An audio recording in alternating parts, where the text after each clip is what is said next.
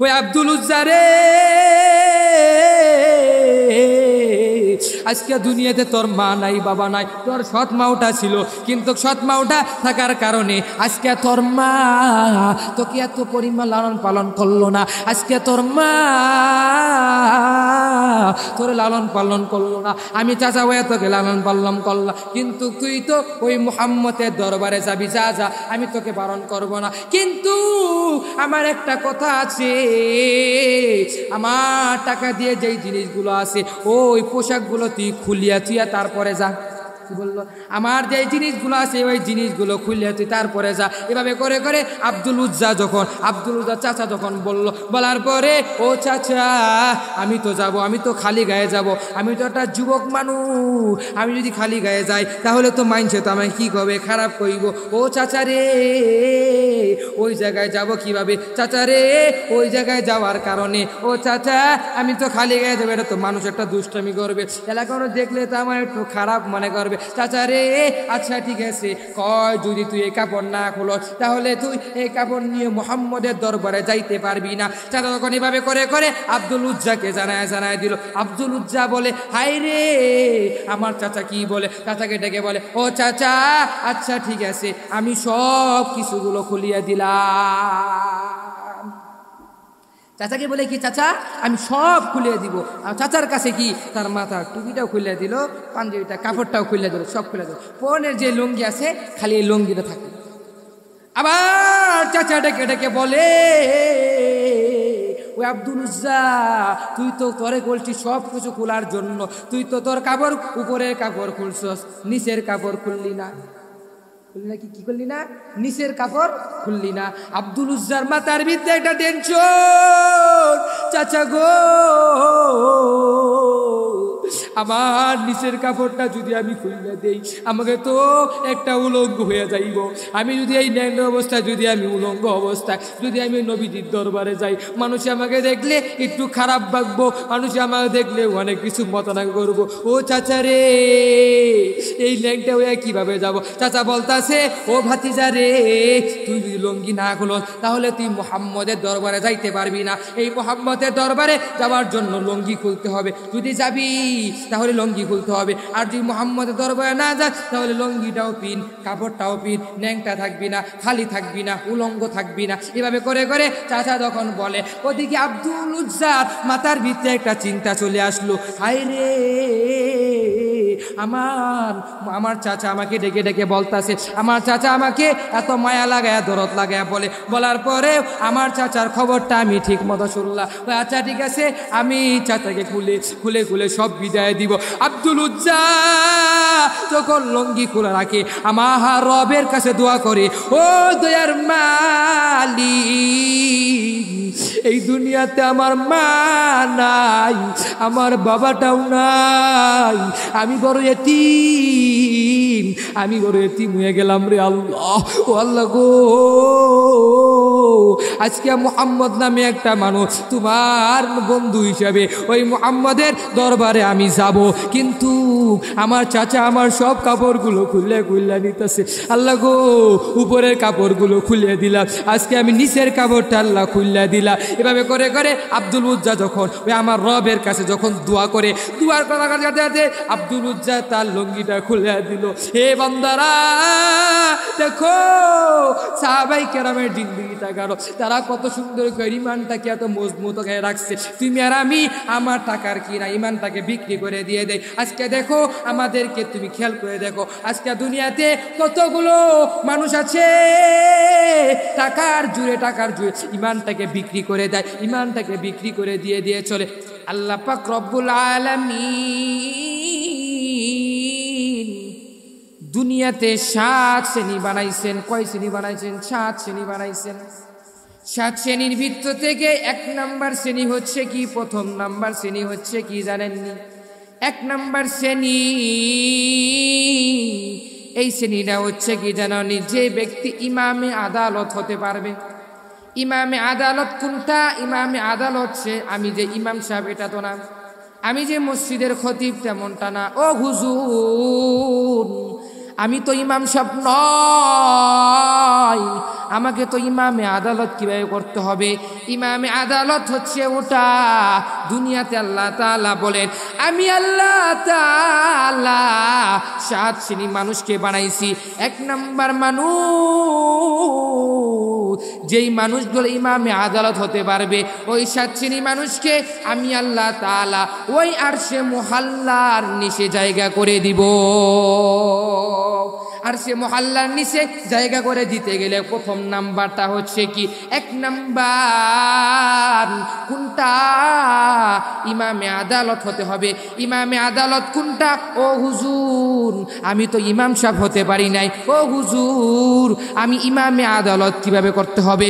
ও দুনিয়ার মানুষেরা, তোমরা শুনিয়া রাখো, ইমামে আদালত কোনটা জানুনি?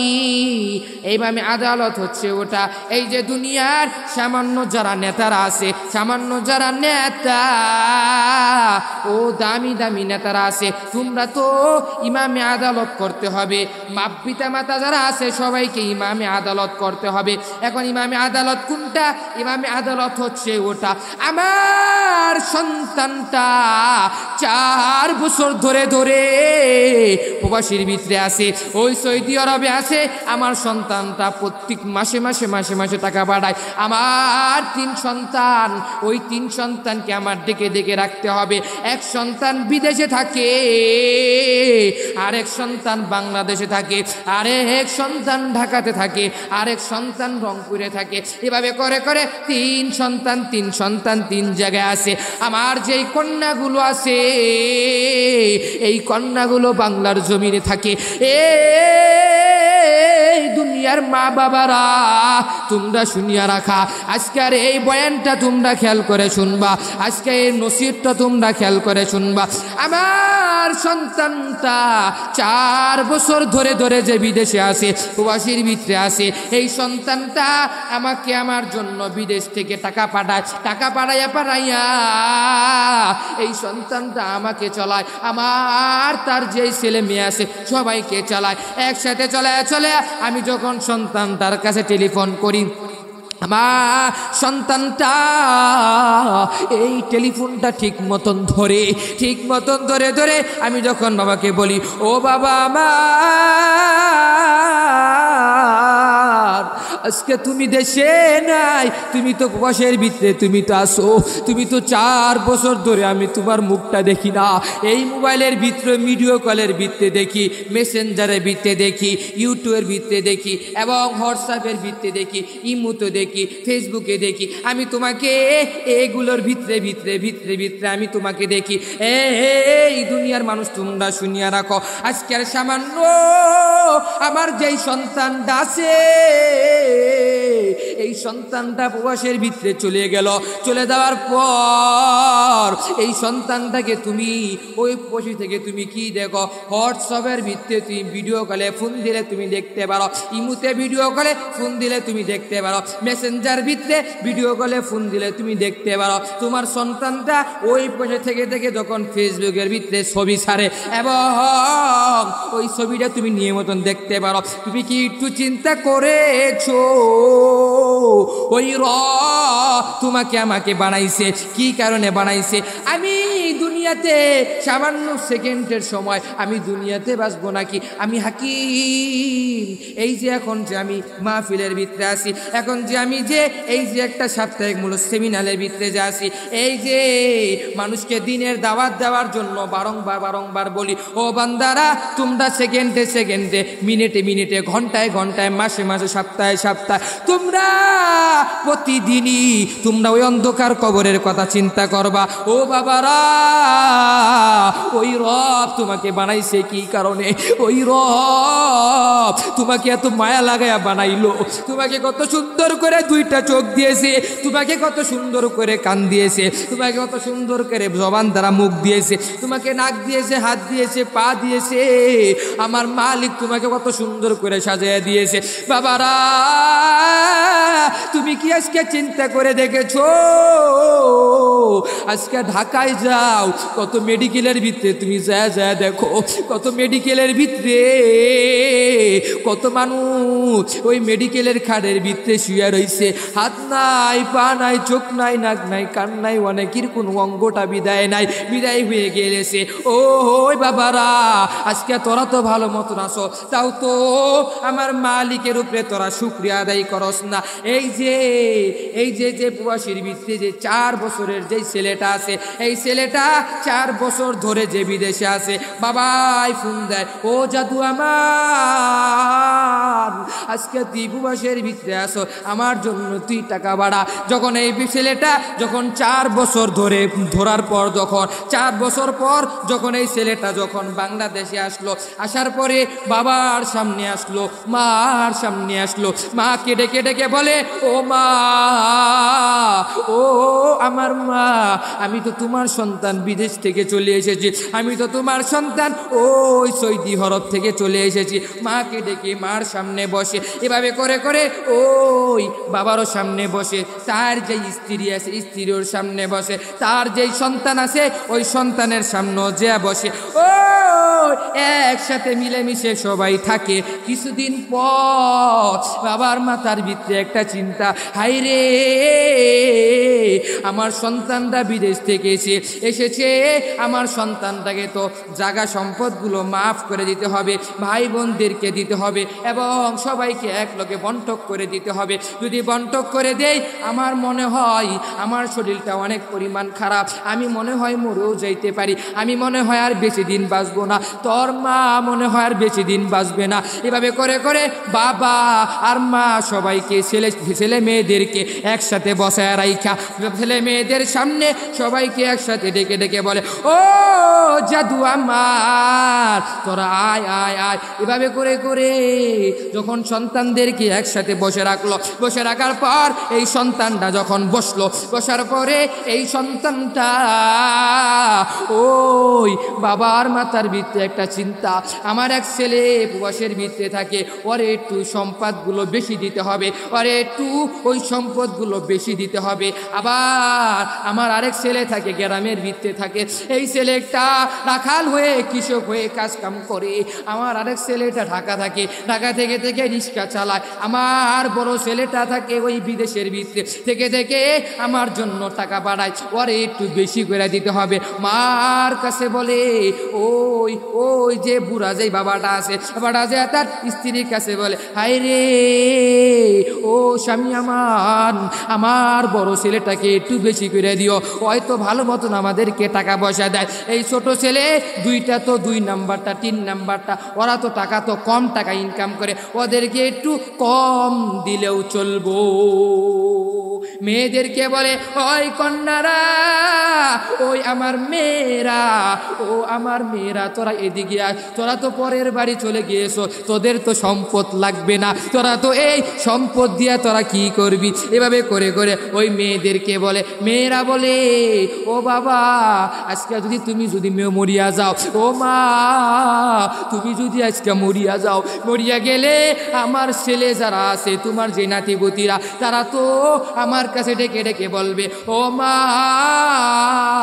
আমার নানার বাড়িটা কোথায় আমার নানার বাড়িটা কোথায় আমি তো ওই নানার বাড়িটা দেখব এভাবে করে করে যখন বলবো তখন নানার বাড়ি আসতে চাইব যদি দেখে যে নানার বাড়িতে আমার কোনো সম্পদ নাই ওই ছেলেগুলোর মনের ভিতরে একটা কষ্ট লাগবে আচ্ছা ঠিক আছে আমি তোদেরকেও দিব মেয়ে আর ছেলে যারা আছে ওই 2 নাম্বার ছেলে আর ওই 3 নাম্বার ছেলে ওই ছেলেটিকে আর মেয়েটাকে এদের সবাইকে ওই গ্রামের ভিতরে যেই ক্ষেতের ভিতরে 1 হাঁটু পরিমাণ পানি কি 1 হাঁটু পরিমাণ পানি ওই ক্ষেতগুলো দেয় এটি ভাগাভাগি করে দেয় আর যেই সন্তানরা বয়সের ভিতরে থাকে ওই সন্তানটাকে ভালো ভালো জায়গা দেয় রাস্তার পাশে জায়গা দেয় রাস্তার পাশেগুলো সম্পদগুলো বিলিয়ে দেয় হাই রে এই যে বাবারা আজকে তোমাদেরকে যে কাহিনীটা কেন বললাম এটা তো বললাম তোমাদেরকে বোঝানোর ক্ষেত্রে এমন ইমামে আদালত তো এটা বান্দা করলে হবে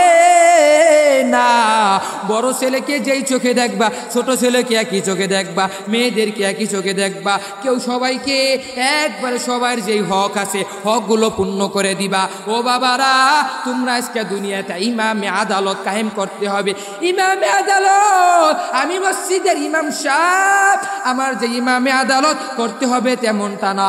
আমি যে মসজিদের ইমাম সাহেব, আমি তো ইমাম সাহেব, আমারও ইমামে আদালত করতে হবে। আমার বাড়ির পাশে যারা আসে সবাইকে ইমামে আদালতের দাওয়াত দিতে হবে। ইমামে আদালত কোনটা? ইমামে আদালত হচ্ছে ওটা ছেলের বেলায় যেই বেদা আছে ওটা দিতে হবে, মেয়ের বেলায় যেই হক আছে ওটা দিতে হবে, ছেলের বেলায় যেই হক আছে ওটাও সবাইকে সুন্দর করে বুঝায় দিতে হবে। ও আমার বাবারা, ও আমার মারা, তোমরা ইমামে আদালত করতে হবে।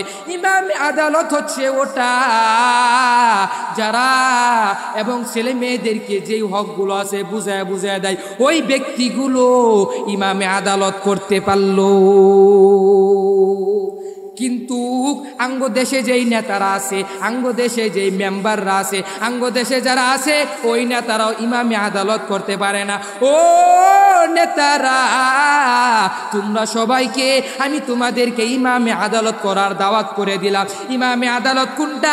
ইমামে আদালত হচ্ছে ওটা ইমামে আদালত। বড় লোকের বেলায় যেই বিচার করবা, গরিবের বেলায় একই বিচার করবা, গরিবের বেলায় যেই বিচার করবা, বড় লোকদের বেলায় একই বিচার করবা। তুমি যদি ওই বড় লোকদের বেলায় তুমি যদি একই বিচার করো, আমার বাড়ির পাশে একজন মানুষ মারা গিয়েছে, আমার বাড়ির পাশে একটা বিচার করতে হবে।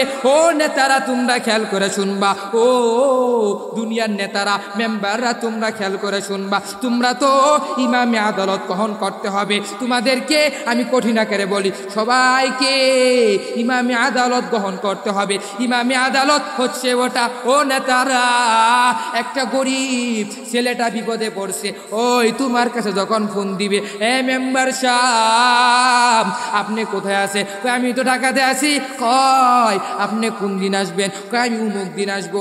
আমি উমুক দিন আসলে তোমরা কি আমারে সারা কি তোমরা কি বিচার করতে পারো না? কয় না রে, আমরা তো আপনাকে তো নেতা হিসেবে মানি। ওই নেতাকে ডেকে ডেকে ডেকে ডেকে আমরা বিচার চালিতে বসবো। যদি বসতে পারি, নেতা তো একটা সঠিক বিচার দিবে, ওই সঠিক বিচারের দিকে আমরা ছায়া ছায়া ছায়া ছায়া থাকবো। এভাবে করে করে ওই গরিব ভাইটি যখন বলে, কিন্তু আজকে আমাদের নেতারা ইমামে আদালত করে না।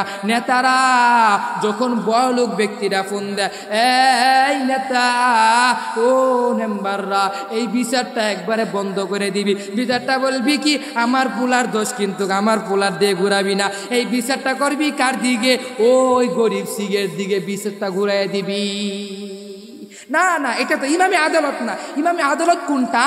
বড় লোকের বেলায় যেই বিচার করবা, গরিবের বেলায় যেই বিচার করবা, বড় লোকদের বেলায় একই বিচার করবা। কিন্তু এটা হচ্ছে মাতবরদের বিচার, এটা হচ্ছে ইমামে আদালত। এটা হচ্ছে ইমামে আদালত যদি করে যেতে পাইতো, তাহলে সম্পদের মায় আমার আল্লাহ তাআলা তোমাকে মায়া লাগে আদরত কইরা তোমাকে যে একটা চেয়ার দিল, গদি দিল, এই গদির একটা সম্মান আছে, ওই সম্মানটা তুমি যদি বুঝায় রাখতে পারো, তাহলে তোমাকে প্রতিবারই তুমি নির্বাচন করলে পাশ করতে পারো।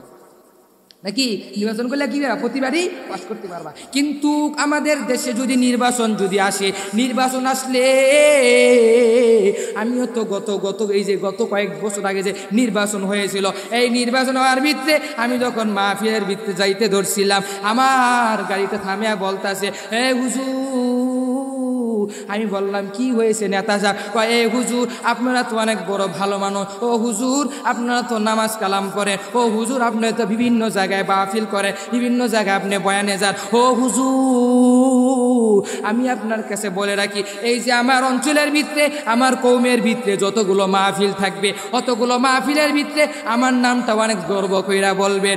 এই নেতারা ভালো, আমার প্রশংসাটা অনেক গর্ব কইরা বলবেন। এভাবে করে করে গর্ব কইরা যখন বলবেন, আমাকে মানুষে ভোট দিবে। আর আপনার কাছে একটা কথা, আপনি আমার জন্য দোয়া করবেন। আপনার বাড়ির যারা আছে সবাইকে বলবেন, আপনার এলাকার মানুষ যারা আছে সবাইকে বলবেন, আমার দিকে যেন ভোট দেয়। আমার দিকে ভোট দিলে আমি যদি নেতা হতে পারি আর আমি যদি জিততে পারি, তাহলে আপনার এলাকার যতগুলো রাস্তা আছে আমি রাস্তাগুলো ঠিক করে দিব। এই যে এভাবে করে করে মেম্বার চেয়ারম্যানরা বলে, নেতারা বলার পরে যখন নির্বাচন যায়, হাই রে নির্বাচন গেলে ওই নেতাকে তখন সালাম দেই, সালাম দিলে ওই নেতা বলে এখন ব্যস্ত আছি সময় নাই, কি বলে এখন ব্যস্ত আছি সময় নাই, এভাবে করে করে বলে। কিন্তু যখন নির্বাচন আছে তখন বলে হুজুর আমার নামটা গর্ব করে বলবে, হুজুর আমার জন্য দোয়া করবে। আপনার এলাকার মানুষকে সবাইকে আপনি একসাথে মিলেমিশে এই নির্বাচনের জন্য দাওয়াত দিবে, আমাকে ভোট দেয়, আমাকে যদি পাশ করে নিতে পারে তাহলে আমি এই এলাকার সমস্ত রাস্তাগুলো রেখে দিব। আরে বান্দারা, ও মানুষেরা, ওই রংপুরের মানুষেরা, ওই ঢাকা শহরের মানুষেরা, ওই রংপুরের মানুষেরা, আমরা তোমরা একসাথে এক ভাই, আমরা তোমরা একই ভাই। আমিও রংপুরের মানুষ, তুমিও রংপুরের মানুষ। আজকে তোমাদেরকে পায়ে হাত ধরে বলি, আজকে তোমাদেরকে বারংবার আকারে বলি, আজকে যেই নেতাকে তুমি নির্বাচন করে করে এই নেতাকে তুমি ভোট দিয়া এই নেতাকে তুমি একটা ওই চেয়ারের ভিতরে বসাইলা, এই নেতা যদি চুরি করে, ওই চুরি করার যেই গুণাটা আছে, এই নেতা যদি জিনা করে, এই নেতা যদি বেহালালি পথে চলে তাহলে এইগুলোর গুনার সব তোমার আমল নামায় আসবে। এর জন্য তোমরা চিন্তা করে করে ভোট দিবা। উমুকে ভালো এটা কিছু দেখবা না, দেখবা তোমার মাথার ভিতরে কাকে যাকে ওর বিষয় তুমি চিন্তা করবা। এই নেতারা তোমরা ইমামে আদালত হয়ে যাইবা। ইমামে আদালত কোনটা? এই যে বান্দা ইমামে আদালত হচ্ছে এটা একটা গরিব, ওই গরিব ভাইকে তুমি যখন যেমনে দেখবা, ওই গরিব ভাইকে তুমি একসাথে দেখে চলবা। ওই গরিব যারা আছে ওই গরিবকে একসাথে তুমি দেখবা। বছর ঈদ আসলে গরিবদেরকে একটু সহযোগিতা করবা। গরিবের যেই চোখে দেখবা, বড় লোকদের এই চোখে দেখবা, নেতার পোলারও একই চোখে দেখবা। যদি আমাদের দেশের নেতারা ওই নেতার পোলা যদি দোষ করে তার বিচার হয় না, কিন্তু গরিবের পোলা যদি দোষ করে তার তো বিচার তো হয় লগে লগে বাড়িও হয়, ঠিক কিনা? আজকে গরিবদের বিচার সঠিকভাবে হয় না। গরিব বিচার হইতো তাহলে আজকে মানুষ ইমামে আদালত কেমনে গ্রহণ করবে? ইমামে আদালত কোনটা? ইমামে আদালতটা গ্রহণ করার জন্য ইনসাফকে বর্জ্য করে চলতে হবে, ইনসাফ ওয়ালা হতে হবে। এই নেতারা তোমরা সহ্য করে নিবা। তোমাদেরকে বারংবার অঙ্গীকার করে তোমাদেরকে বলি তোমরা একসাথে মিলে তোমরা সহযোগিতা করবা, করে চলবা। ইমামে আদালত হতে হবে, ইমামে আদালতের পথে চলবা। যদি চলতে পারো তাহলে কামিয়াব হয়ে যাবে, ইমামে আদালত করে চলতে হবে। কিন্তু দেশের নেতারা ইমামে আদালত গ্রহণ করতে পারে না। কিভাবে পারবে? ওরা তো সুদ খাইতে খাইতে নিজের শরীরটা শেষ করে লাইছে, ঘুষ খাইতে খাইতে শরীরটা শেষ করে লাইছে, এমন বেহালালি টাকা খাইতে খাইতে শরীরগুলো শেষ করে লাইছে। আজকে আমাদের নেতারা এত বারংবার বলে, হুজুর যদি নির্বাচনে জিতি তাহলে তো আমি তো পাশ হইলে আপনার বাড়ির রাস্তা আমি ওকে করে দিব, আপনার যে এলাকার রাস্তাগুলো আছে সব রাস্তাগুলো আমি ওকে করে দিব। এই যে নির্বাচন গেছে, এই যে গতকালকেও মাহফিল করে এসে সবাইকে আমি পায়ে হাত ধরে দেখলাম যে আমার বাড়ির সামনে এত বড় একটা গাত্তা, রাস্তা নাই, প্যাক দিয়ে হাঁটতে হয়। এভাবে করে করে কাপড়গুলো আঙ্গায় হাঁটতে হয়, এমন করে কাপড় ধরে হাঁটতে হয়। না হলে তো প্যাক ছিটবে, যদি কাপড় ধরে যদি না আসি তাহলে তো প্যাক ছিটবে। এই নেতারা প্রতিবারই তো বলে, আজকে হেঁটে চিন্তা করলাম যে প্রতিবারই তো বলে আমাকে ভোট দিলে রাস্তা ঠিক করে দিব, কিন্তু নাই, এখন আমাদের নেতারা এতবার বলার পরও রাস্তা ঠিক করে না। কিন্তু আমাদের নেতারা, সব নেতা তো খারাপ না, কিছু আছে ভালো। এমন আল্লাহওয়ালা যারা আছে তারা তো ভালোই কাজ করে, আর যারা খারাপ তারা তো খারাপ কাজ করে। এই নেতারা কি করে? আজকে দেশের ভিতরে এই যে আমার বাড়ির যেই রাস্তা আছে, এই রাস্তাগুলো দেখা যায় একবারে বিধিকিচ্ছার মতন হয়ে গিয়েছে, নাই রাস্তাঘাট কোনো কিছুই নাই। কিন্তু বারে বলার পর নেতাকে সামনের বছর ভোট ভোট দিতে বলে, আবার যদি ভোটের কথা বলে তাহলে বলবো রাস্তা দেওয়ার কথা কইছিলেন, রাস্তা কই? যখন বলবো কইব হুজুর আগামী বছর যদি পাস করি তাহলে ইনশাল্লাহ অবশ্যই অবশ্যই রাস্তা পাওয়া যাইবে। এভাবে করে করে বলে। কিন্তু আমাদের নেতারা রাস্তা যখন সরকার থেকে টাকা নিয়ে আসে, টাকা নিয়ে আওয়ার পর আমাদের মেম্বার চেয়ারম্যানে না, আমাদের চেয়ারম্যানে না, তারা চিন্তা করে এই যে রাস্তার টাকা আল্লাহ, হাইরে এখন তো রাস্তা করতে হবে, হাইরে এত টাকা, টাকা পাইলাম, টাকা পাইয়া টাকার লোভ সহ্য করতে পারে না। ও এলাকার সবাইকে যারা যারা যারা যারা একটু বড় কর্মকর্তা আছে সবাইকে অল্প অল্প করে টাকা ভাগ করে দেয়, ভাগ করে দিয়া দিয়া ওই টাকাগুলো ভাগ করে দেয়। এই রে তোরা কি করবি, তোরা কিছু বাঁশ কিনবি। আঙ্গ নেতারা কি করে জানেননি, ওই রডের বদলে বাঁশ ডুবে দেয়, দেয় নাকি দেয় না? আর দেখবেন যে রডের বদলে বাঁশ দেয়। এই নেতারা তোরা যে বেআইনি করতাছ এটার জবাব কি আমার মালিকের কাছে দিতে হবে নাকি হবে না? হবে। মালিকের কাছে এই জবাবটা ঠিক মতন দিতে হবে।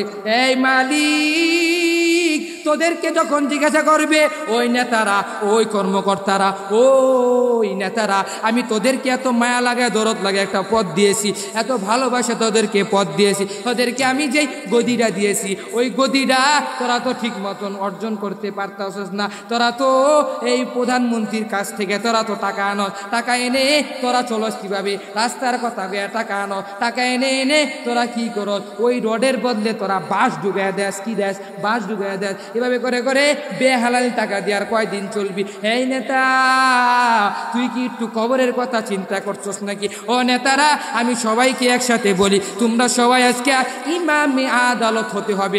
ওই আল্লাহ তাআলা বলেন দুনিয়াতে 7 শ্রেণীর মানুষ যারা আছে এদেরকে আরশে মুআল্লার নিচে জায়গা করে দেওয়া হবে। ওই নিচে জায়গা করে যখন দেওয়া হবে 1 নম্বর শ্রেণী হচ্ছে ইমামে আদালত করতে হবে। ইমামে আদালত নিজেও করবা, অপরকে শিখাইয়া দিবা, পারবান ইনশাআল্লাহ। আল্লাহ পাক রব্বুল আলামিন বলে কুল ইন কুনতুম তুহিব্বুনাল্লাহ ফাত্তাবিউনি ইউহবিবকুমুল্লাহ।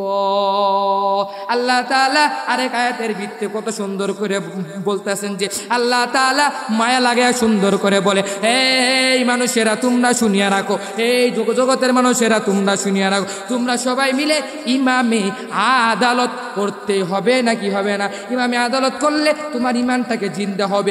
এই মাতা পিতারা বড় সন্তানকে যেই চোখে দেখবা ছোট সন্তানকে একই চোখে দেখবা।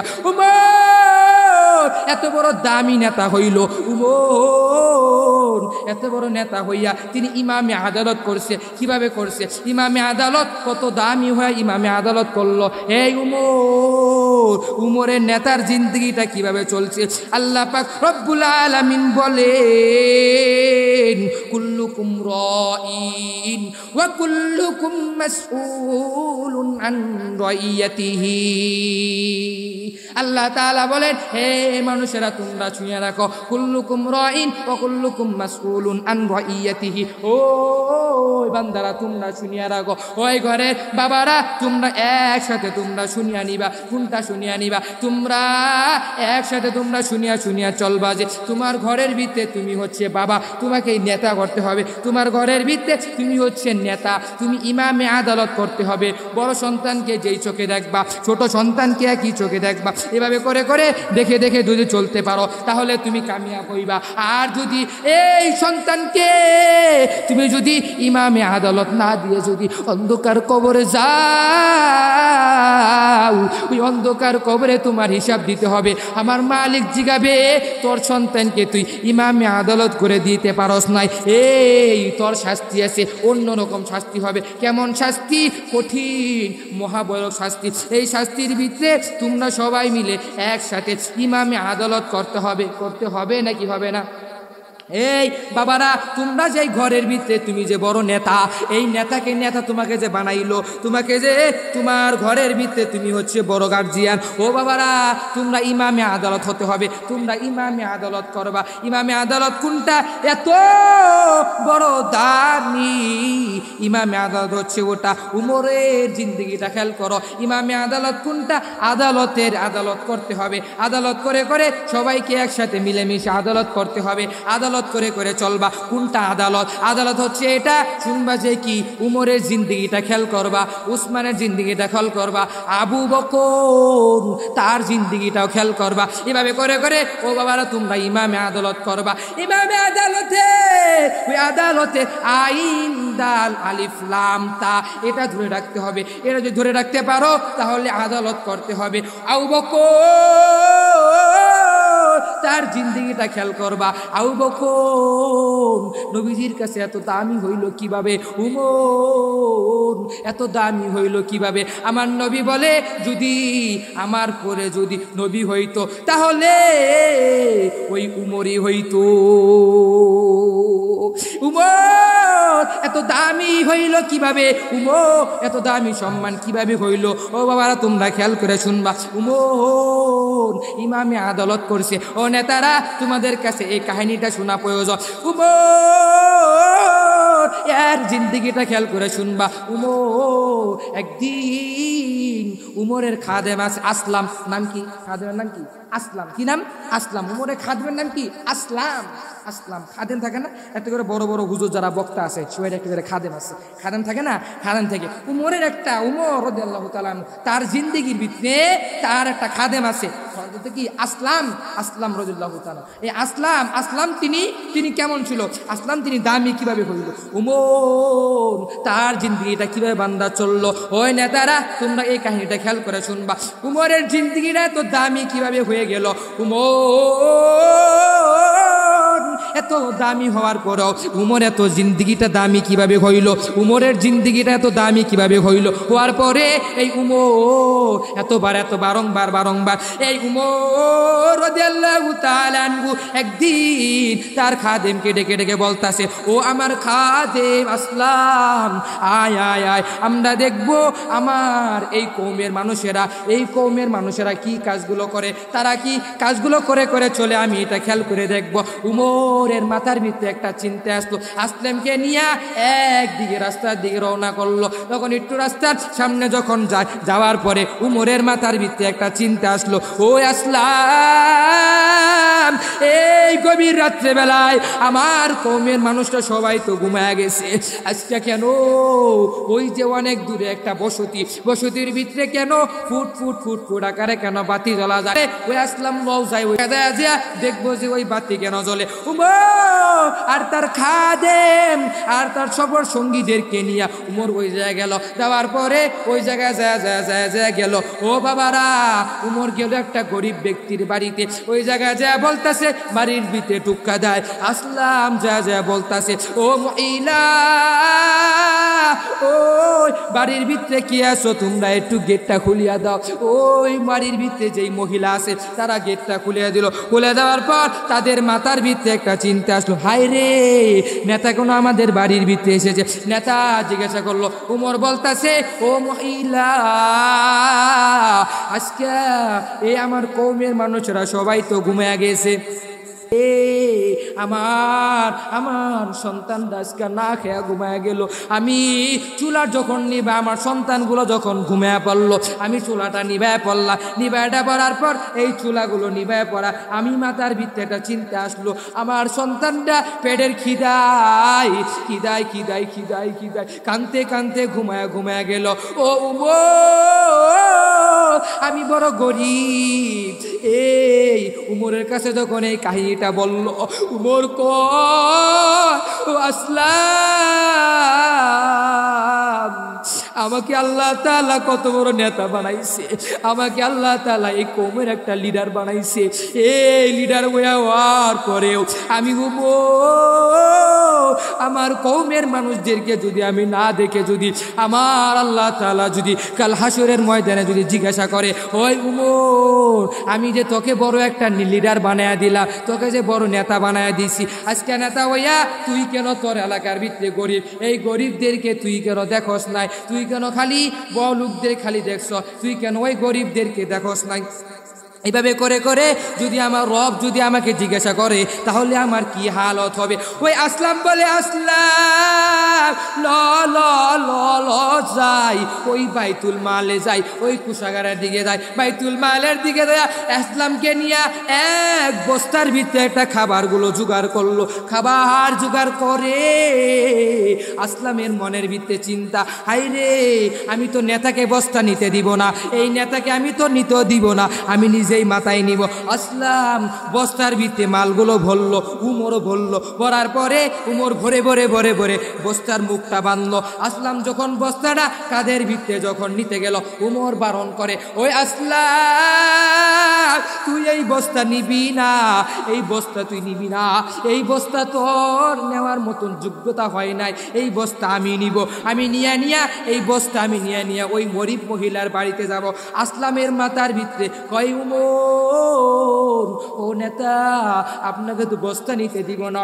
আমি আসলাম ওয়া যদি একবারে যদি এভাবে করে করে যদি আমি যদি বস্তাটা না আনে তাইলে তো এটা বেয়াদবি হবে।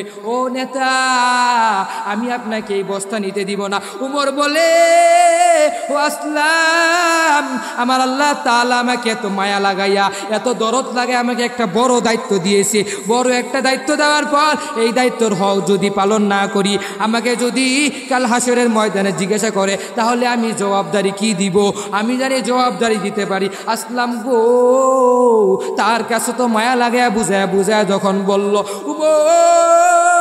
এই বস্তারা যখন কাদের ভিতরে নিল, নেওয়ার পরে উমর এই বস্তারা নিয়া ওই বাড়ির দিকে রওনা করলো। বাড়ির গেটের সামনে যায় ওই মহিলাদেরকে ডেকে ডেকে বলে, ও মহিলারা তোমরা শুনিয়া রাখো, ও বাবারা তোমরা খেয়াল করে শুনবা, ও মহিলারা তোমরা একটু খেয়াল করে শুনো। এই মহিলাকে ডেকে ডেকে বলে, ও মহিলা তুমি এই দিয়ে কিন্তু আসবা না, আমি উমর আমি নিজেই রান্না করবো।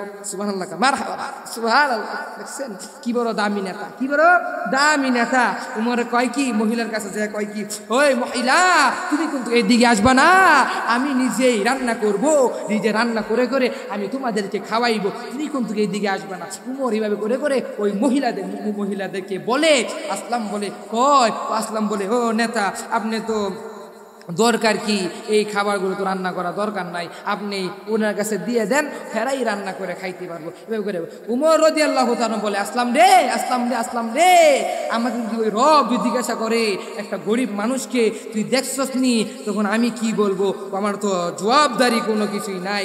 আসলাম রে না রে, আমি নিজেই এই খাবারগুলো রান্না করব, রান্না করে করে করে করে আমি তারপরে ওদেরকে খাওয়াই দিয়ে আমি তারপরে যাবো। উমর রাদিয়াল্লাহু তাআলা আনহুর মাথার ভিতরে একটা চিন্তা চলে আসলো।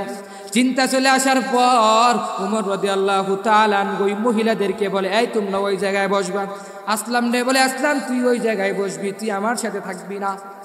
উমর এভাবে করে করে করে করে যখন বলার পরে ওই উমর বলতাছে যে রান্না করে সুন্দর করে কাটা বাছা করিয়া একসাথে মিলায় যখন খাওয়া দাওয়া করাইলো, খাওয়া দাওয়া করার পর উমরের মাথার ভিতরে একটা চিন্তা আসলো। উমর মনে মনে একটা চিন্তা করে যে খাবার তো রান্না করা সুন্দর করে করতাছি, করার পরে এই খাবার তো আমি সবাইকে খাওয়ায় তারপরে যাব। খাবার যখন রান্না করে ফেললো, রান্না করে ফেলার পর আসলামকে বলে, আসলাম তুমি সবাইকে একসাথে সুন্দর করে সিরিয়াল ধরায় বসায় দাও, ওই তোমরা একসাথে বসো। উমর ঠিক নিজেই খাওয়াইলো। আসলাম যখন খাবার দাবার যখন শেষ করে দিল, আসলাম উমরের দিকে একটু মায়া লাগায় চাইলো, দেখলো যে এই জীবনে আমার নেতাকে আমি দেখি নাই, তার এত সুন্দর দাড়ি, এই দাড়িগুলো থাকার পর আমি নেতার দিয়ে খেয়াল করলাম যে আসলাম বলতাছে এই জীবনের ভিত্তে উমরের দাড়িগুলো জানি কেমন যেন ধোয়ায় একটু দুর্নীত হয়ে থাক, ধোয়ায় একটু জট আকারে রাখলো, দাড়িগুলো যেমন যে একটা বিচ্ছিন্ন আকারে থাকলো। আসলামের মাথার মধ্যে চিন্তা, হাই রে এত বড় নেতা হয়ে একটা গরিব মানুষের কাজ করতেছে। ও বান্দারা তোমরা সবাই মিলে তোমরা একসাথে মিলেমিশে চলবা, এইভাবে করে কাহিনীটা তোমাদেরকে কেন বলাইলা? ওই উমর দেখো নেতা হইয়া কিভাবে ইমামে আদালত করলো, ইনসাফ কায়েম করলো। ইমামে আদালত কেনটা নেতারা তোমরা সবাই শুয়ে নেগা, উমরের জিন্দিগিটা খেয়াল করে পড়বা। ওই উমর এত পরিমাণ দামি হওয়ার পরেও একটা গরিব মানুষের বাড়িতে গেল, যাওয়ার পরে ওই গরিব মানুষদেরকে একসাথে মিলেমিশে খাওয়াইলো, খাওয়াই দাওয়া করে তারপরে উমর তার নিজের গন্তব্য জায়গায় চলে গেল। কিন্তু উমর তার জায়গার যাওয়ার পরে উমর কিন্তু এত বড় আল্লাহওয়ালা, নবীজি বলতেছেন যে কি বল, নবীজি বলেন কি কীভাবে বললেন, নবীজি বললেন তো যে আমি যদি আমার পরে যদি নবী আসতো তাহলে ওই উমরে আসতো, এত বড় দামি হয়ে গেল। আবু বকর এত দামি কীভাবে হলো, উসমান আলী তারা এত দামি হলো কীভাবে, উমরের জিন্দগিটা কেন তোমাদেরকে বারংবার বললাম, কেন বললাম তোমাদেরকে, নেতাদেরকে বোঝানোর ক্ষেত্রে নেতাদেরকে বুঝাইলাম কেন, ও নেতারা তোমরা তো ইমামে আদালত করতে পারো না, তোমরা তো নেতা হইছো, গদির ভিতরে বসে বসে তোমরা থাকো, কিন্তু থাকার পরেও তোমাদের গরিব মানুষের রাস্তাঘাটের ব্যবস্থা তোমরা করো না, জন্য এই তোমরা ইমামে আদালত করবা, ইসা বলা হবা, গরিবদেরকে খেয়াল করবা, গরিবদেরকে যেই চোখে দেখবা বড়লোকদেরকে সেই চোখে দেখবা ইনশাআল্লাহ, এই চোখে চোখে দেখে দেখে চলবা। উমর রাদিয়াল্লাহু তাআলা জিন্দেগিটা খেয়াল করে শুনবা। এভাবে করে করে উমর তাকে তার ইমানটাকে এত পরিমাণ দামি বানাইলো, উমর এত পরিমাণ ইমানটাকে দামি বানানোর পরে এই উমর জিন্দেগিটাকে এত পরিমাণ দামি কিভাবে হইল, আল্লাহওয়ালা হয়ে গেল, উমর অনেক পরিমাণ দামি হয়ে গেল নবীজির কাছে। দামি হওয়ার পরে উমর দেখেন একটা তার খাদেমকে নিয়া, আসলামকে নিয়া, সঙ্গীদেরকে নিয়া ওই বাড়ির ভিতরে গেল, যাওয়ার পরে রান্না বান্না করে খাওয়ায় তারপরে আইসে। কিন্তু আঙ্গর নেতারা তো এটি করে না, নেতারা কি করে, কয় আমি তো নির্বাচন করে করে তো পাস করছি, এখন তো আমার দায়িত্ব গদিতে বসে থাকা, যদি কোনো অনুদান আসে, রাস্তার কাজ আসে, রডের বদলে বাঁশ দিব। কি দিব? রডে বললে কি দিব? বাঁশ দিব। সত্যি কথা না মিথ্যে কথা? মিথ্যে কথা বলি নাই। আপনাকে এলাকায় মানে নাই গে, মানে এমন আপনাকে এলাকার নেতা এমন নাই গে, আপনাকে এলাকার নেতা ভালো আছে, আপনাকে এলাকার নেতারা যে রাস্তাগুলো আছে সব রাস্তা মনে হয় ঠিক আছে, আমি যেদিক দিয়ে আইছি সব রাস্তাগুলো ঠিক আছে, কিন্তু ভিতরে কি আছে, ভিতরে কথা তো না জেনে তো বলা যায় না, ভিতরে তো না জেনে তো এগুলো তো বিশ্বাস করা যায় না, ভিতরে কি আছে এটা আপনারাই জানে। কিন্তু আমার এলাকায় নেতারা কাজ করে, আমার লাগে নেতারা কি করে না, কাজ করে না, নেতারা কোনো কাজ নেই। প্রতিবারই বলে যে হুজুর নির্বাচন হলে পাস করলে রাস্তা করে দিমু, এত সুন্দর করে দিমু, একে ঢালাই করে পিস একে সমস্ত করে দিমু, কিন্তু বাড়ির থেকে যখন বাইরে আমু এই বড় গাত্তা প্যাকের ভিতরে মনে মাঝে মাঝে মনে উল্টা মনে করে দেবো, আমি নিজেই বলবো গাড়ি কি, আমি নিজেই মনে করে দেবো, করে চিন্তা লাগে। উমরের জিন্দেগিটা খেয়াল করে শুনবো। রাসূল সাল্লাল্লাহু আলাইহি ওয়াসাল্লামের এক সাহাবী, এই একটা সাহাবী ছিল এতিম সাহাবী। কি ছিল? এতিম সাহাবী। এই বান্দারা ইমানটাকে মজবুত করার জন্য দেখো এত পরিমাণ দামি কিভাবে হইল। রাসূল সাল্লাল্লাহু আলাইহি ওয়াসাল্লামের সাহাবীর নাম হচ্ছে কি আব্দুল উজ্জা। কি আব্দুল উজ্জা। রাসূল সাল্লাল্লাহু আলাইহি সাল্লামের সাহাবী, এতিম সাহাবী। এই সাহাবী আব্দুল উজ্জা, একদিন আব্দুল উজ্জার মাটাও দুনিয়া থেকে বিদায় হয়ে গেল। বাবা আরেকটা বিয়া করেছে, আরেকটা বিয়া কইরা ওই যে সৎ মা আছে, সৎ মার কাছে আব্দুল উজ্জা অনেক লালন পালন করে একটু বড় হয়ে গেল। আব্দুল উজ্জার কিছুদিন পরে তার বাবাটাও দুনিয়া থেকে বিদায় হয়ে গেল। ওই সৎ মা ওই আব্দুল উজ্জাকে ডেকে বলে, ওই আব্দুল উজ্জা রে, আজকে তোর মা নাই, তোর বাবা নাই, আমি তো তোর সৎ মা, আরে আমার তো সন্তান তো দুনিয়া থেকে বিদায় হয়ে গেছে, আজকে তো আমি তোকে তো লালন পালন করতে পারবো না, আমি তো নিজেই খাইতে পারি না, তোকে কি খাওয়াবো? আব্দুল উজ্জার মাথার ভিতরে একটা চিন্তা আসলো। আব্দুল উজ্জার চাচার বাড়ির ভিতরে গেল। ও চাচা, আপনি আমাকে বলে দেন, আপনার কাছে আমি আসলাম। ও চাচা, আপনার কাছে আমি আসছি। চাচা গো, আমার তো মা নাই, বাবা নাই, আমার তো সৎমা, এই সৎমা তো নিজেই তো খাইতে পারে না, আমারে কিভাবে খাওয়াইব? তুমি একটু আমাকে লালন পালন করবা নাকি? চাচা বলে, এ আব্দুল উজ্জা, আয় আয় আয়, আমি তোকে লালন পালন করব। আব্দুল উজ্জার মাথার ভিতরে চিন্তা আসলো, আমার আল্লাহ তাআলা মনে হয় চাচাকে মনে হয় হেদায়েত নামক দৌলত দিয়ে দিয়েছে, চাচা হেদায়েত মনে পাওয়া গিয়েছে, চাচা মনে হয় হেদায়েত মনে হয়ে গেছে। কিন্তু এই চাচা কি হিন্দু মূর্তি পূজা করতো? কি পূজা করতো?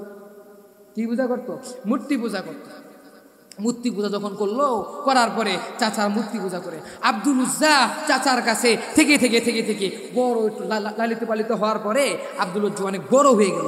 বড় হওয়ার পরেই আব্দুল উজ্জার মাথায় টেনশন আসলো, কিরে মানুষ খালি বলে যে কি বলে, কি এলাকা মানুষ সবাইগুলো বলে যে এলাকার মানুষগুলো সবাই একসাথে বলে যে মোহাম্মদ, ওই মক্কার ভিতরে মদিনার ভিতরে মোহাম্মদ নামে একটা মানুষ আছে, এটা কে রে? এটা আবার কেডা? এরে তো চিনি না।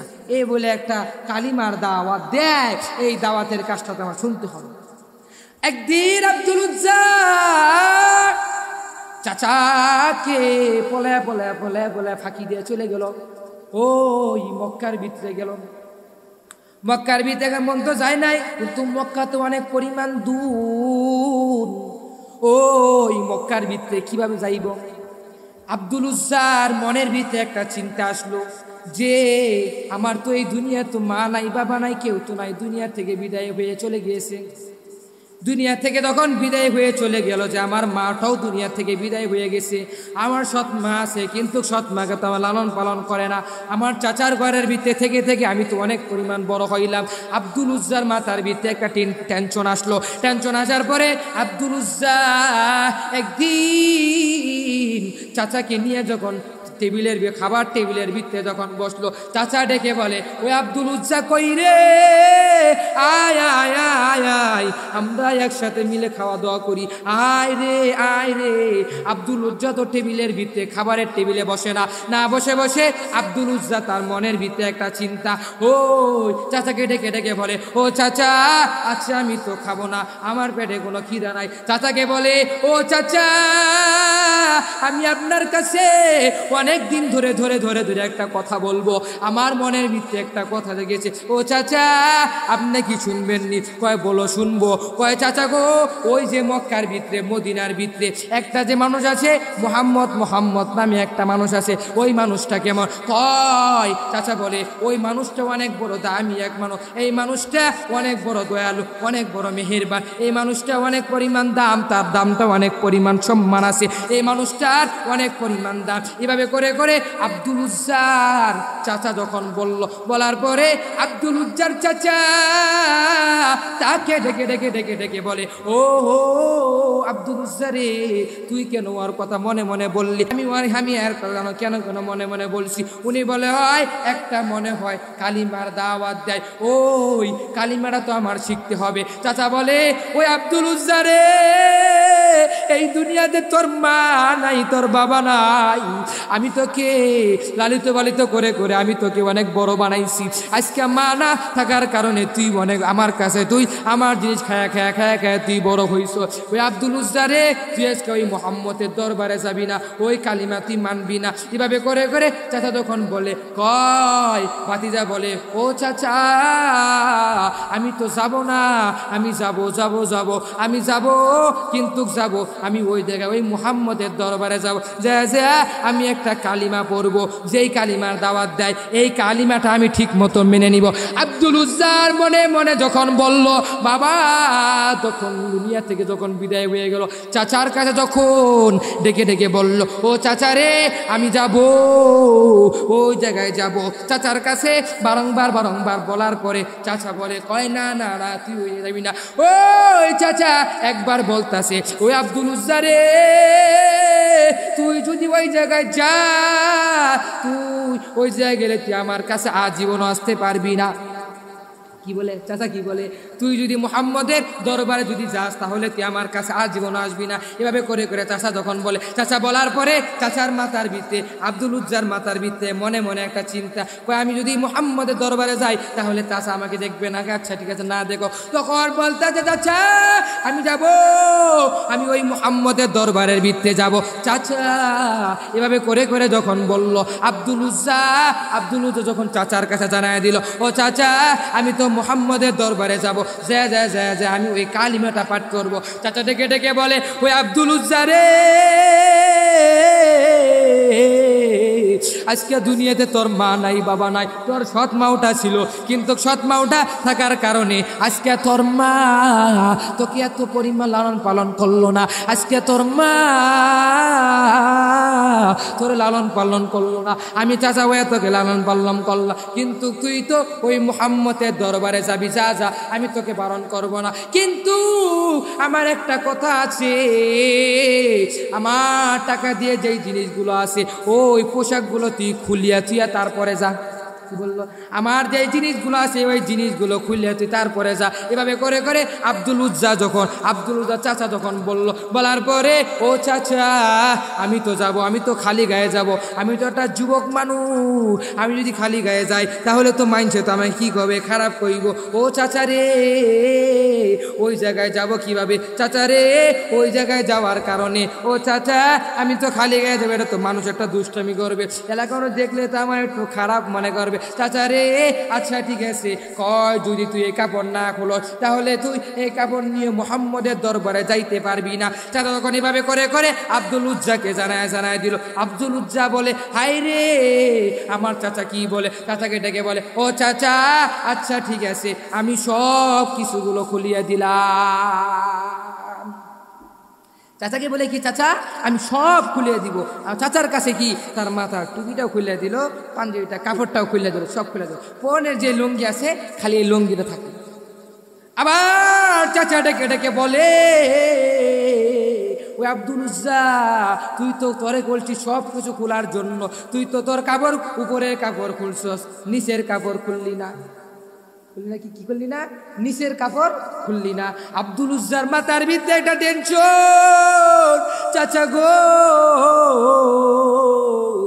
আমার নিচের কাপড়টা যদি আমি খুলে দেই আমাকে তো একটা উলঙ্গ হয়ে যাইব, আমি যদি এই ন্যাংরা অবস্থায় যদি আমি উলঙ্গ অবস্থায় যদি আমি নবীজির দরবারে যাই মানুষ আমাকে দেখলে একটু খারাপ ভাববো, মানুষ আমাকে দেখলে অনেক কিছু মতনা করবো। ও চাচা রে এই ন্যাংটা হয়ে কিভাবে যাব। চাচা বলতাছে ও ভাতিজা রে তুই যদি লঙ্গি না খোলো তাহলে তুই মুহাম্মদের দরবারে যাইতে পারবি না, এই মুহাম্মদের দরবারে যাওয়ার জন্য লঙ্গি খুলতে হবে, যদি যাবি তাহলে লঙ্গি খুলতে হবে, আর যদি মুহাম্মদের দরবারে না যাস তাহলে লঙ্গিটাও পিন কাপড়টাও পিন, ন্যাংটা থাকবি না, খালি থাকবি না, উলঙ্গ থাকবি না। এভাবে করে করে চাচা তখন বলে, ওদিকে আব্দুল উজ্জার মাথার ভিতরে একটা চিন্তা চলে আসলো, হায় রে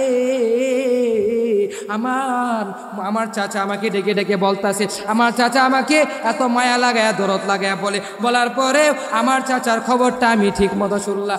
আচ্ছা ঠিক আছে আমি চাচাকে খুলে খুলে সব বিদায় দিব। আব্দুল উজ্জা যখন লঙ্গি খোলা রাখে আমার রবের কাছে দোয়া করে, ও দয়ার মালিক এই দুনিয়াতে আমার মা নাই, আমার বাবাটাও নাই, আমি বড় এতিম, আমি বড় এতিম হয়ে গেলাম রে আল্লাহ। ও আল্লাহ গো আজকে মুহাম্মদ নামে একটা মানুষ তোমার বন্ধু হিসাবে ওই মুহাম্মদের দরবারে আমি যাব, কিন্তু আমার চাচা আমার সব কাপড়গুলো খুলে নিতেছে, আল্লাহ গো উপরের কাপড়গুলো খুলে দিলাম, আজকে আমি নিচের কাপড়টা আল্লাহ খুলে দিলাম। এভাবে করে করে আব্দুল উজ্জা যখন ওই আমার রবের কাছে যখন দোয়া করে, দোয়ার করার সাথে আব্দুল উজ্জা তার লঙ্গিটা খুলে দিল। হে বান্দারা দেখো সাহাবাই কেরামের জিন্দেগিটা কারো, তারা কত সুন্দর করে ইমানটাকে এত মজবুত করে রাখছে। তুমি আর আমি আমার টাকার কিনা ইমানটাকে বিক্রি করে দিয়ে দেয়। আজকে দেখো আমাদেরকে তুমি খেয়াল করে দেখো, আজকে দুনিয়াতে কতগুলো মানুষ আছে টাকার জুড়ে ইমানটাকে বিক্রি করে দেয়, ইমানটাকে বিক্রি করে দিয়ে চলে। আজকে দেখো আমাকে তুমি একটু দেখাবা নাকি, তোমরা যারা আছো তোমরা সবাই কাছে আমার প্রশ্ন, কি প্রশ্ন জানেননি? আজকে আপনারা দুনিয়ার ভিত্তে দেখেন কতগুলো মানুষ আছে, হিন্দু থেকে কতগুলো মুসলমান হয়েছে আর মুসলমান থেকে কতগুলো হিন্দু হয়েছে, এগুলো অ্যাভেলেবেল তোমরা কি আমাকে দেখাইতে পারবা না? হিন্দু আমাদের ওলামায়ে কেরামের নসিহতি বয়ান কইরা আল্লাহ তাআলা যদি হিন্দুকে হেদায়েত দিয়ে থাকে, আল্লাহ ওয়ালাদের কথা শুনা তারা অনেক হিন্দুগুলো মুসলমান হয়ে যায়, কিন্তু অতি কম মুসলমান হিন্দু হয়, ঠিক কিনা? মুসলমান অতি কম কি হয়, হিন্দু হয়, কিন্তু অ্যাভেলেবেল মুসলমান হয়ে গেল, হিন্দু থেকে হইল মুসলমান, কিন্তু মুসলমান হিন্দু কি দুনিয়াতে কমই আছে, কিন্তু হিন্দু থেকে মুসলমান হয়েছে এরা অ্যাভেলেবেল এটা দুনিয়াতে দেখা। আপনাদের এলাকায় এই যে আমি গাড়ি দিয়ে যখন আসার পরে দেখলাম যে আপনাদের এলাকায় হিন্দু আসেনি নাকি নাই? আছে হিন্দু আছে মনে হয় না, নাই মনে হয়। আমার এলাকায় হিন্দু আছে, অনেকগুলো হিন্দু আছে, ওই হিন্দুরা এত মায়া লাগায় ডাকে ডাকে ডাকে ডাকে, তাদের একটা মহাব্বতী ডাক আছে, জানেননি কি ডাক? হিন্দুরা যেই দোকানে, হিন্দু যেই দোকান থেকে কিনে, আমিও তো একই দোকান থেকে কিনি, হিন্দু যেই দোকান থেকে কিনে আমরাও তো একই দোকান থেকে কিনি। কিন্তু আপনারা খেয়াল করে দেখবেন, ওই হিন্দুরা কি প্লেটে বলে, আপনারা যেই দোকান থেকে কিনবেন, যেই দোকানের মাছ খান, যেই মুদির দোকান থেকে তেল কিনবেন, খরচপাতি করবে, ওই দোকান থেকে হিন্দুরা কিনে নাকি কিনে না? নাকি হিন্দু বলে আলাদা দোকান আছে? আছে আছে হিন্দু লেগে আলাদা দোকান আছে? কিন্তু না। এ বাবারা, তোমাদের ভিতরে ইমানটাকে এখন পর্যন্ত মজবুত করতে পারতাছো না। একটা হিন্দু ব্যক্তির সাথে তুমি উঠা ভাষা করো, একটা হিন্দু ব্যক্তির সাথে তুমি চলাফেরা করো, ওই লোকটার সাথে চলাফেরা করো, তুমি যে করো, ওই হিন্দুটা খাড়ায় খাড়ায় মুতে, তুমিও খাড়ায় খাড়ায় মুতো। শিখলা কার কাছ থেকে? ওই হিন্দুর কাছ থেকে শিখলা। কিন্তু হিন্দুর কাছ থেকে শিখার পর, এত দামি হওয়ার পরে হিন্দুর কাছ থেকে শিখে শিখে শিখে গিয়ে তখন শিখলা। এভাবে করে করে আব্দুল উজ্জা তার মাথার ভিতরে একটা চিন্তা আসলো, ওই হিন্দুদেরকে আমি কেন বললাম, উদাহরণ ক্ষেত্রে বলি, তোমাদেরকে আমি বারংবার আকারে বলি, হিন্দুদের সাথে চলাফেরা করবা না, দুনিয়াতে এমন বন্ধু বানাইবা যেই বন্ধুটা দুনিয়াতেও তোমাকে সহযোগিতা করবে, পরকালেও তোমাকে সহযোগিতা করবে। এমন একটা বন্ধু বানাইবা যেই বন্ধুটা দুনিয়াতে তোমাকে সহযোগিতা করবে না, পরকালেও তোমার জন্য সহযোগিতা করবে না।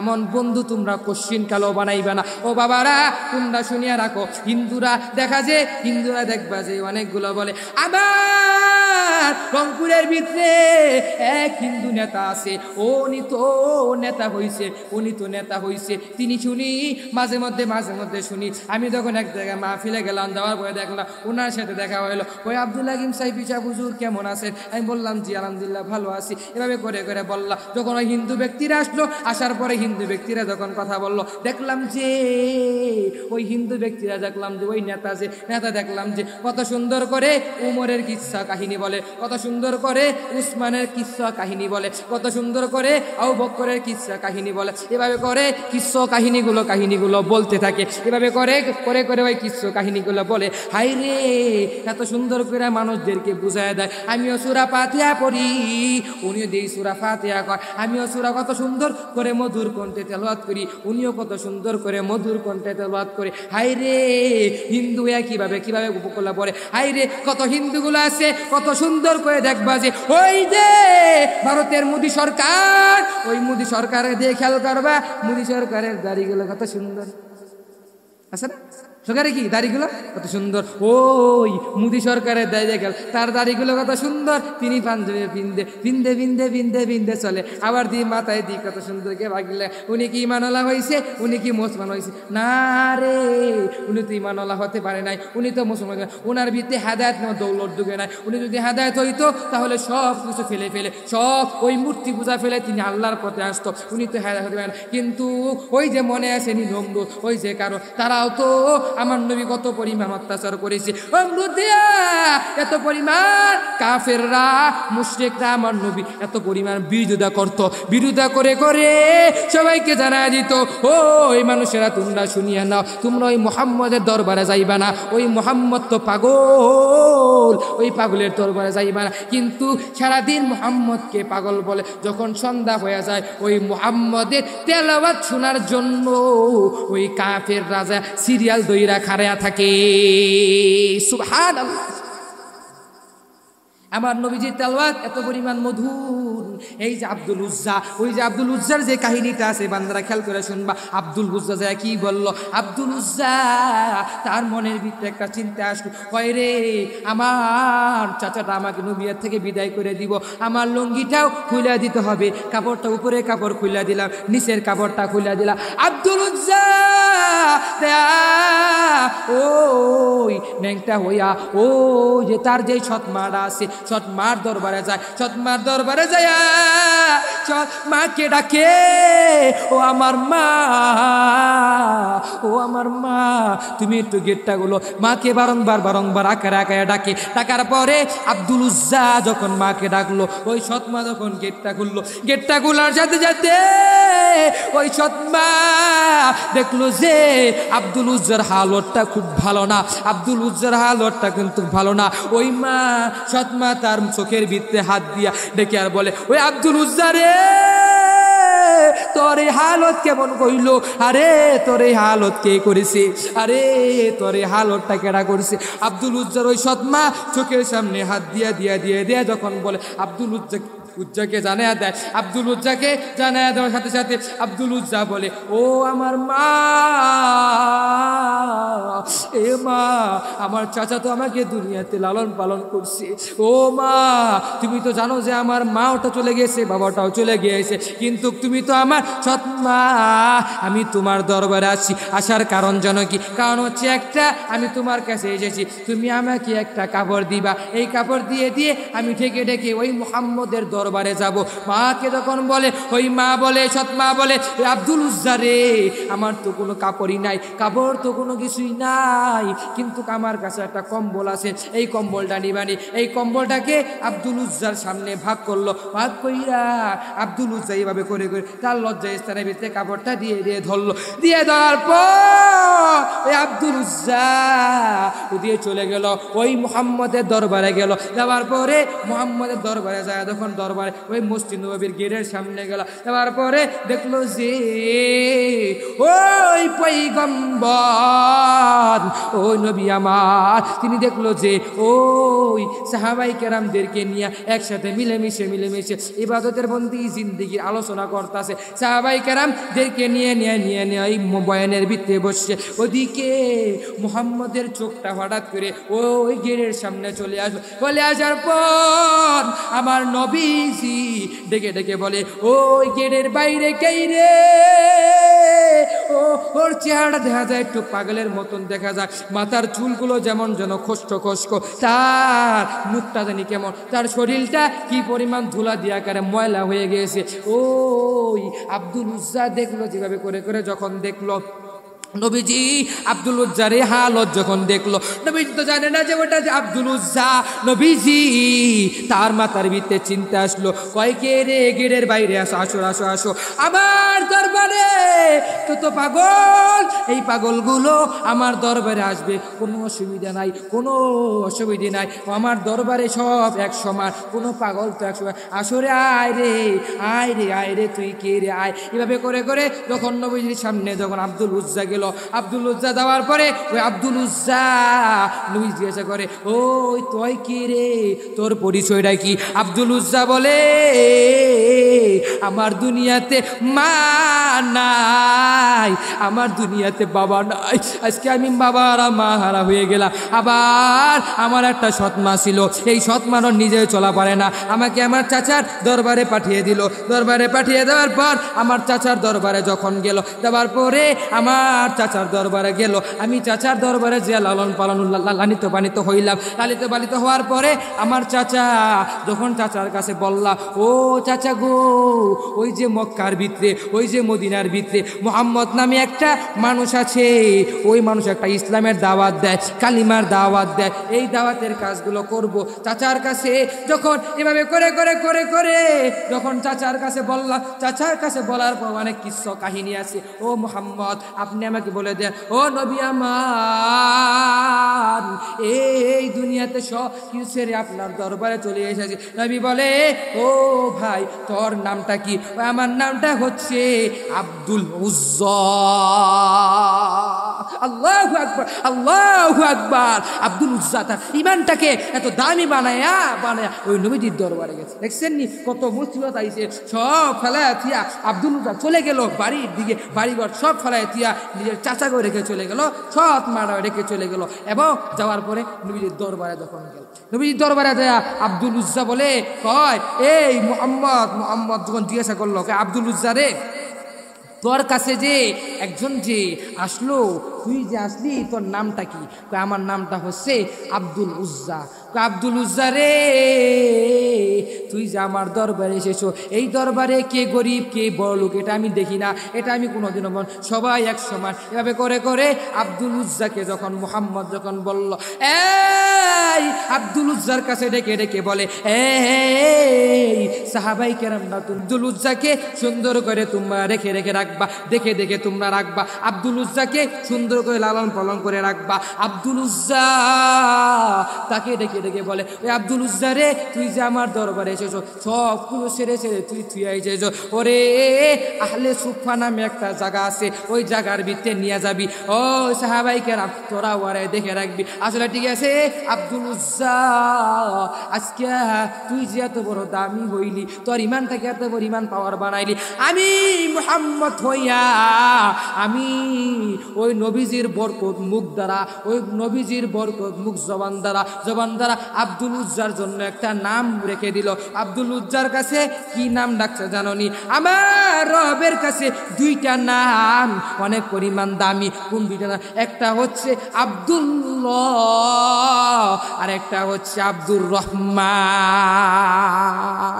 আব্দুল্লাহ আর একটা হচ্ছে আব্দুর রহমান। এভাবে করে করে করে করে যখন বলার পরে ওই আব্দুল উজ্জা রে, তোর নামটা আজকে আব্দুল উজ্জা থাকবে না, তোর নামটা আমি নবীজি রেখে দিলাম আব্দুল্লাহ, মানে আল্লাহর গোলাম। তুই আজকে আমার আল্লাহর গোলাম হইয়া গেলি। এভাবে করে করে আব্দুল উজ্জার যখন নামটা রাখলো, সাহাবাই কেরামদেরকে সাথে নিয়া, সাহাবাই কেরামদেরকে, এই সকল সাহাবাই কেরামরা তোরা শুনিয়া ল, তোরা একসাথে শুনিয়া ল, আব্দুল্লাহকে তোরা দেখে দেখে রাখবি, আব্দুল্লাহকে এমন সুন্দর করে তোরা দেখে দেখে রাখবি।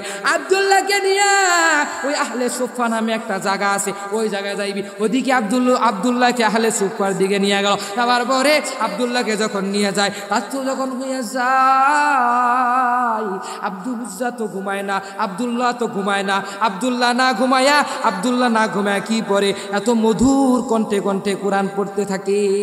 আল্লাহু আকবার, আল্লাহু আকবার, আল্লাহু আকবার, আল্লাহু আকবার। ইমানটাকে দামি বানাইলো তো পরিমাণ, ওই বানাইলো ইমানটাকে দামি বানানোর পর, ইমানটাকে মজবুত করার পর, আব্দুল্লাহ নবীর দরবার থেকে আসার পর দেখে সারা রাত্র এভাবে করে করে দামি আকারে সারা রাত্র ঘুমায় না ঘুমায় খালি কোরআনই পড়ে, খালি কোরআন।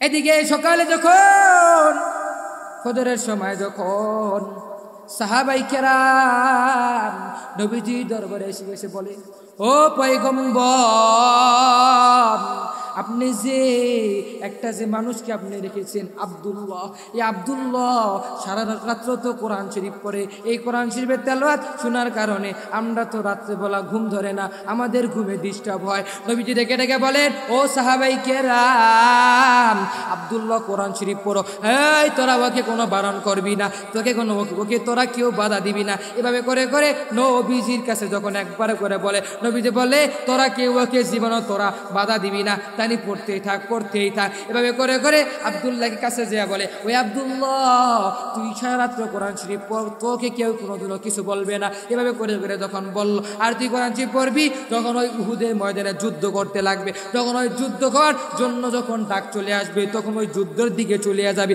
এভাবে করে করে আব্দুল্লাহর কাছে যখন বারংবার আকারে বলল, সাহাবাই কেরাম এত পরিমাণ দামি হওয়ার পরও সাহাবাই কেরামের জিন্দগিটা কি পরিমাণ দামি।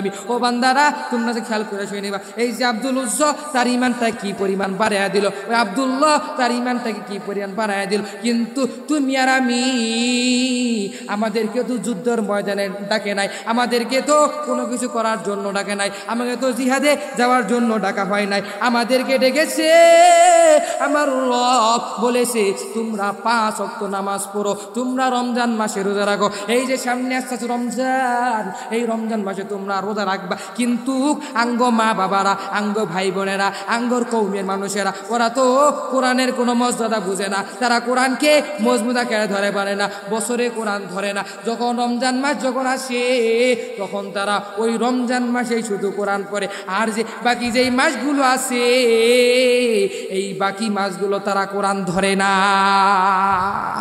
এই কোরআনের মর্যাদা তিনি কেমনে বলবে? ও হুজুর, আমার ঘরের ভিতরে বরকত হয় না কেন? ঘরের ভিতরে বরকত হয় না? ও হুজুর গো, আমার স্বামী তো বড় ইনকাম করে, টাকাও জমায়, এত টাকা বেতন পায়, তাও ঘরের ভিতরে বরকত আসে না কেন? বরকত আসে না। ও বাবারা, প্রতিদিন সকালে তোমার যে সন্তানেরা আছে, তোমার যে ওয়াইফ আছে, তোমার যেই বউ আছে, তাদেরকে তুমি একসাথে বুঝায় বুঝায় বলবা, সবাই তোমরা ফজরের নামাজ পড়বা, ফজরের নামাজ পড়ে তারপরে তোমার রান্নাঘর, ফজরের নামাজ পড়ে আমল করবা, সূরাতুল আয়াতুল কুরসি পাঠ করবা এবং হাসরের শেষ 3 আয়াত পাঠ করবা। এভাবে করে করে পাঠ করবা, ইয়াসিন সূরা পাঠ করবা, আমলগুলো করবা, আমলগুলো করে করে ওই অন্ধকার কবরের সামনা যুগায় তারপরে যাইবা। এভাবে করে করে সকালবেলা যে আমল আছে, জোহরের টাইমে যে আমল আছে, আসরের টাইমে যে আমল আছে, মাগরিবে যে আমল আছে, ওই আমলগুলো তোমরা ঠিক মতো পালন করবা। পালন করে করে তুমি যদি চলতে পারো, তাহলে ওই ঘরের ভিতরে আমার রব বরকত দিবে।